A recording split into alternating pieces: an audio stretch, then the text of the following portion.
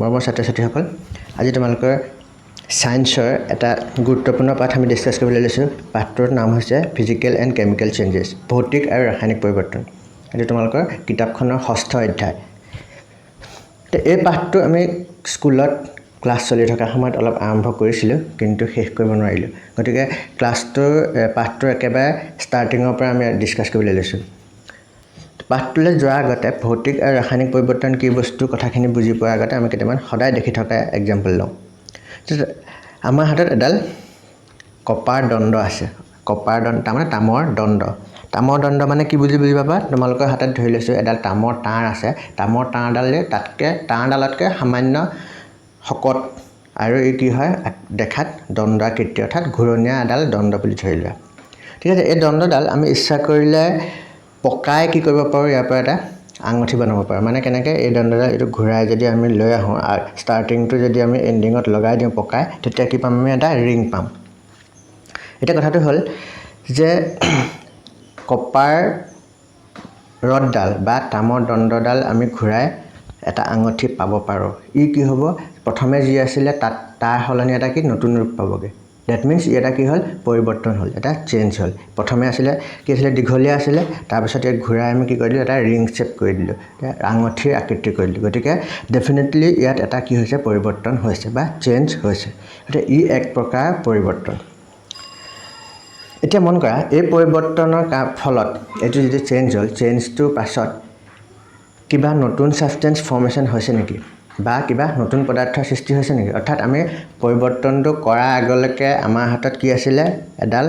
তামৰ দণ্ড অৰ্থাৎ কপাৰ ৰড আছিল কপাৰ ৰডডাল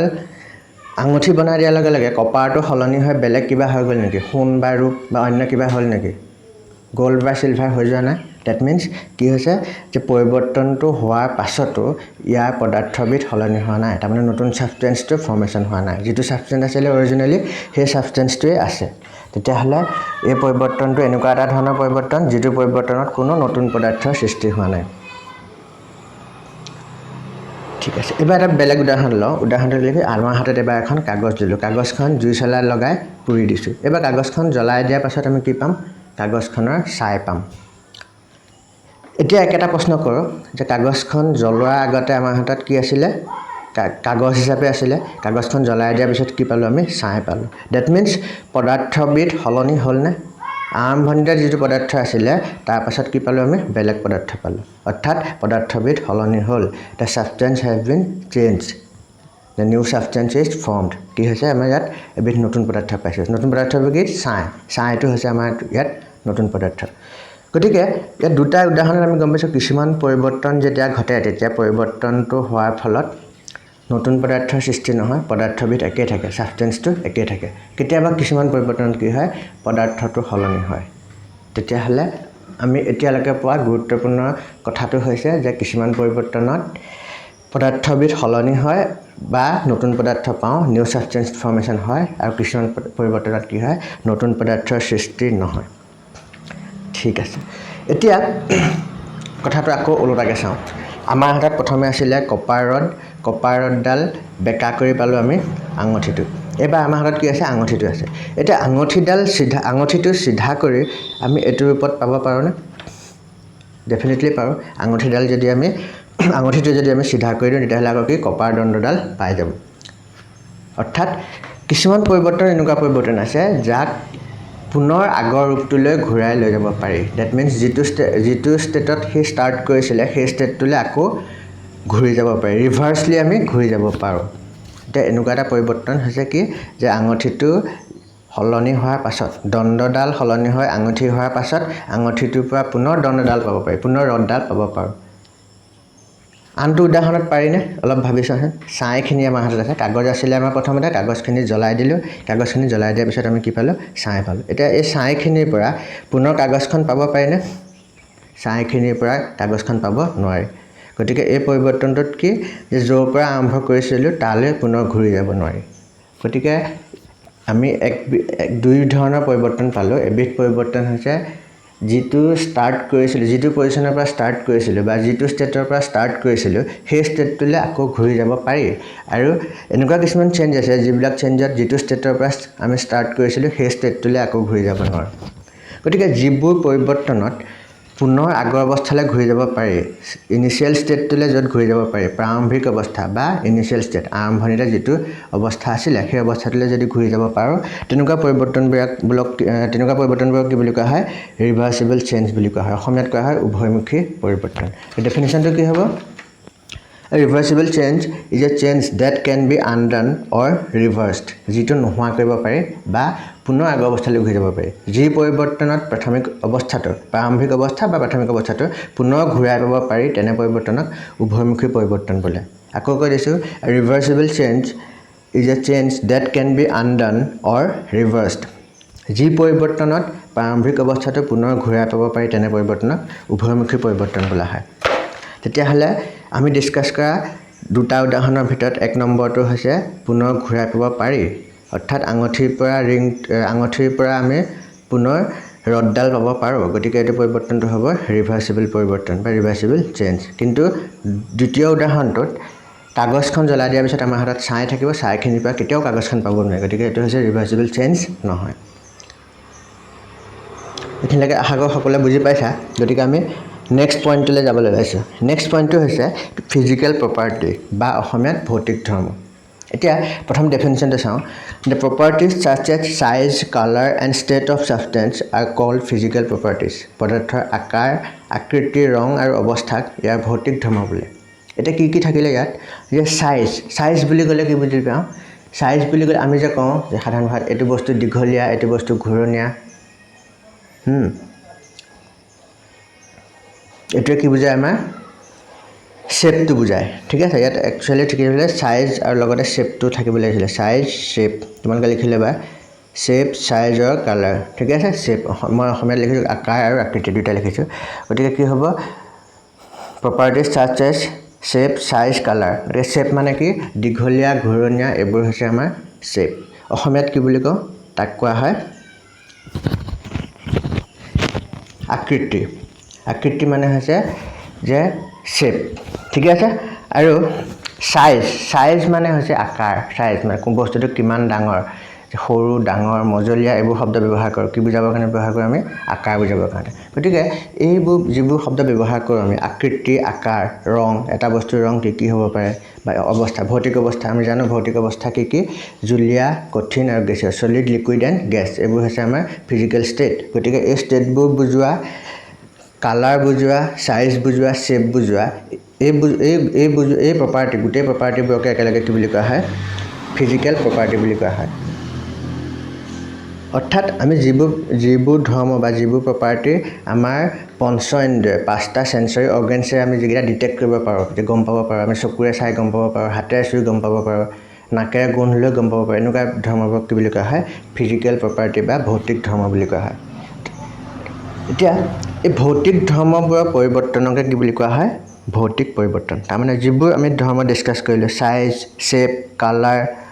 এইবোৰ বস্তু যদি সলনি হয় কোনোবা এটা পৰিৱৰ্তন যদি এইটো সলনি হয় তেতিয়াহ'লে সেই পৰিৱৰ্তনক কি বুলি ক'ম আমি ফিজিকেল চেঞ্জ বা ভৌতিক পৰিৱৰ্তন A change in which a substance undergoes a change in its physical properties is called a physical change পদাৰ্থ এটাৰ কেৱল ভৌতিক ধৰ্মৰ পৰিৱৰ্তন হ'লে তাক ভৌতিক পৰিৱৰ্তন বুলি কোৱা হয় অৰ্থাৎ যদি এটা পৰিৱৰ্তনত কেৱল ভৌতিক ধৰ্মৰ পৰিৱৰ্তন হৈছে তাক কি বুলি কোৱা হ'ব ভৌতিক পৰিৱৰ্তন এতিয়া আমি আগৰ উদাহৰণ দুটালৈ ঘূৰি যাওঁ আমি কৈছিলোঁ কি শেপ বা সাইজ সলনি হ'ব এতিয়া ভালকৈ চিন্তা কৰিছা প্ৰথমে আমাৰ কি আছিলে দণ্ডডাল দীঘলীয়া আছিলে দীঘলীয়া দণ্ডডাল আমি সলনি কৰি কি পাইছিলোঁ ঘূৰণীয়া পাইছিলোঁ দ্যাট মিন্স আমি ইয়াত কি সলনি পাইছোঁ সাইজ নে শেপ ইয়াত আমি শেপটো সলনি পাইছোঁ ইয়াৰ লগতে সামান্য সাইজটো পৰিৱৰ্তন হ'ব প্ৰথমে দীঘল থাকিব তাৰপিছত ঘূৰাই দিয়াৰ পিছত সৰু হৈ যাব গতিকে সাইজ আৰু শেপ দুইটাই সলনি হৈছে গতিকে এই ভৌতিক পৰিৱৰ্তন সলনি হ'লে পৰিৱৰ্তনটোক ভৌতিক ধৰ্মবোৰ সলনি হ'লে এনেকুৱা পৰিৱৰ্তনটোক আমি কি বুলি কওঁ ভৌতিক পৰিৱৰ্তন বুলি কওঁ অৰ্থাৎ ফিজিকেল কেৰেক্টাৰিষ্টিক ফিজিকেল প্ৰপাৰ্টিবিলাকৰ ভিতৰত যদি কোনোবা এটা ফিজিকেল প্ৰপাৰ্টি বা এটাতকৈ বেছি ফিজিকেল প্ৰপাৰ্টি যদি চেঞ্জ হয় তাক কি বুলি কোৱা হ'ব ফিজিকেল চেঞ্জ বুলি কোৱা হ'ব এতিয়া ফিজিকেল চেঞ্জৰ কিছুমান ধৰ্ম আছে এক নম্বৰ ধৰ্মটো হৈছে যে জেনেৰেলি ফিজিকেল চেঞ্জেছ আৰ ৰিভাৰ্চিবল সাধাৰণতে ভৌতিক ধৰ্মবোৰ বা ভৌতিক পৰিৱৰ্তনবোৰ উভয়মুখী সাধাৰণতে ভৌতিক পৰিৱৰ্তনবোৰ উভয়মুখী জেনেৰেলি ফিজিকেল চেঞ্জেছ আৰ ৰিভাৰ্চিবল অৰ্থাৎ ৰিভাৰ্চিবল মানে কি শিকিছিলোঁ যে পুনৰ আগৰ অৱস্থালৈ ঘূৰি যাব পাৰিলে তেনে পৰিৱৰ্তনক আমি কৈছিলোঁ ৰিভাৰ্চিবল চেঞ্জ তেনেকুৱা পৰিৱৰ্তন গতিকে ফিজিকেল চেঞ্জবোৰ সাধাৰণতে কি হয় ৰিভাৰ্চিবল হয় অৰ্থাৎ সাধাৰণতে ভৌতিক পৰিৱৰ্তনবোৰ পুনৰ আগৰ অৱস্থালৈ ঘূৰি যাব পাৰোঁ মানে ভৌতিক পৰিৱৰ্তন হোৱাৰ পাছত বস্তু এটা আগতে যি আছিলে সেই ৰূপটো আকৌ পাব পাৰি 2 নম্বৰ point no new substance is formed during a physical change ভৌতিক পৰিৱৰ্তনৰ ফলত কোনো নতুন পদাৰ্থৰ সৃষ্টি নহয় এতিয়া আকৌ এক্সাম্পল দিলে যোৱা যে তামৰ দণ্ডডালৰ পৰা যেতিয়া আঙঠি বনাইছিলোঁ তামটো সলনি হৈছিলেনে মই প্ৰথমে সুধি লৈছিলোঁ যে আঙঠি বনাওঁতে তামৰ যিটো পদাৰ্থ আছে তাম নামৰ যিটো পদাৰ্থ তাম নাম যিটো আমাৰ সাবষ্টেন্সটো সলনি হৈছিলেনে সাবষ্টেন্সটো সলনি হোৱা নাই তামটো যেতিয়া দণ্ড হৈ আছিলে যেতিয়া অৰ্থাৎ ৰড হৈ আছিলে কপাৰ ৰড হৈ আছিলে তেতিয়াও তামেই আছিলে যেতিয়া আঙঠি হৈছিলে আঙঠি হওঁতেও ই তামেই হৈ আছে অৰ্থাৎ পৰিৱৰ্তনটোৰ ফলত কোনো নতুন পদাৰ্থৰ উদ্ভৱ হোৱা নাই no new substance is formed during a physical change তেতিয়াহ'লে ফিজিকেল চেঞ্জ বা ভৌতিক পৰিৱৰ্তন দুটা ইম্পৰ্টেণ্ট কথা হ'ল 1 নম্বৰ কথা যে ইয়াক পুনৰ আগৰ অৱস্থালৈ ঘূৰাই পাব পাৰি 2 নম্বৰ কথা এনে পৰিৱৰ্তনৰ ফলত কোনো নতুন পদাৰ্থৰ সৃষ্টি নহয়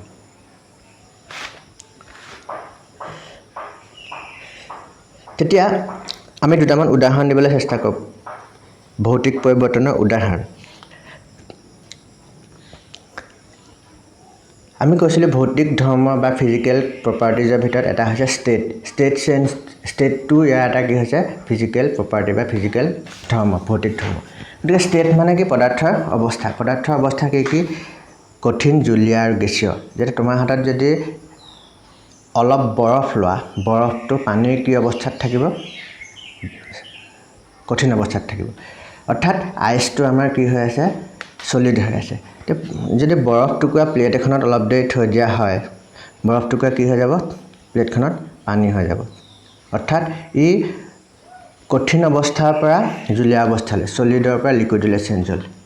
গতিকে অৱস্থা পৰিৱৰ্তন হোৱাটো কি পৰিৱৰ্তন হ'ব ভৌতিক পৰিৱৰ্তন অৰ্থাৎ বৰফ এটুকুৰা গলি পানী হোৱাটো ice melting of ice is called a physical change